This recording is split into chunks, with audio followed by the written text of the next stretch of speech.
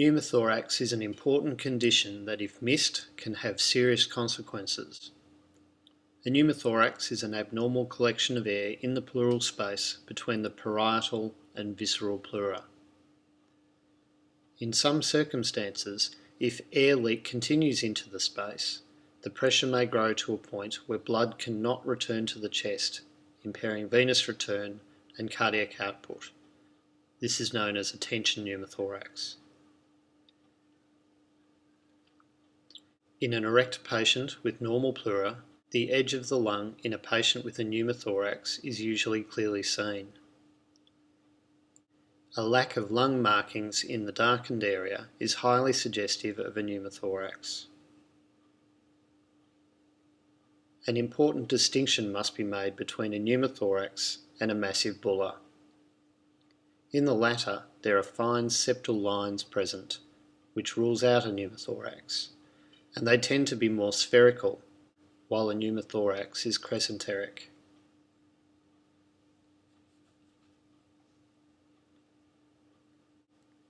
In the supine patient, the diagnosis of pneumothorax can be very difficult as air rises to the front, known as an anterior pneumothorax. Key signs of this include a subtle increase in the lucency of the affected lung, a deep sulcus sign where the costophrenic angle seems unusually deep, and an increase in the sharpness of the appearance of the diaphragm, heart border, and liver or spleen.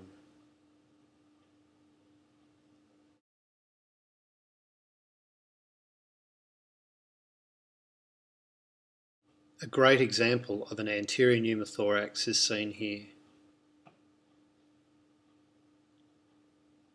Other subtle signs of pneumothorax may be seen. In the right context, such as in chest trauma, the presence of subcutaneous emphysema in the soft tissues around the chest is likely to indicate a pneumothorax is present. When there is a pleural effusion in the presence of an air-fluid interface, the traditional meniscus sign is lost, and the fluid level is perfectly horizontal on the erect film.